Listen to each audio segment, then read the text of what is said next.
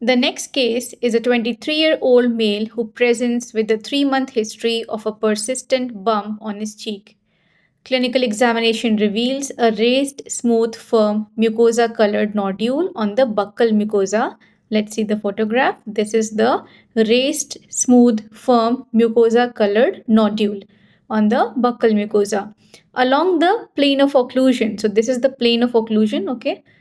So it happens along the plane of occlusion, measuring approximately 0.75 into 0.75 centimeter, and it is painless. Now the question is, which is the most likely diagnosis? Is it papilloma, traumatic fibroma, pyogenic granuloma, or monomorphic adenoma? So let's find out. Now, one of the option was squamous papilloma. But squamous papilloma, as you can see here, it is cauliflower-like projection. But our case was nodule-like, right? So, squamous papilloma is a benign epithelial neoplasm linked with human papilloma virus and characterized by the cauliflower-like projection. So, this is not the right answer. Then we have pyogenic granuloma.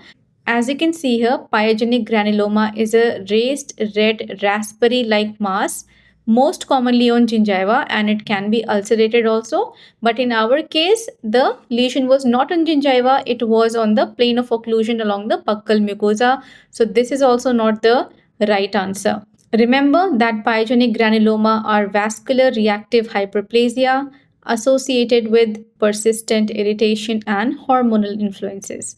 The next option was monomorphic adenoma.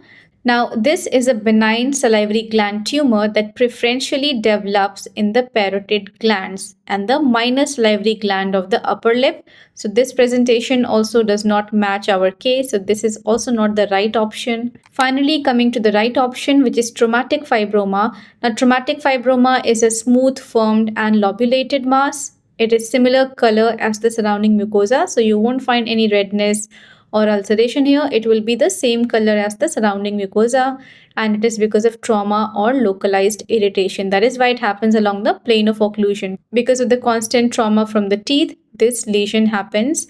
So this is the right option, B. See you in the next one.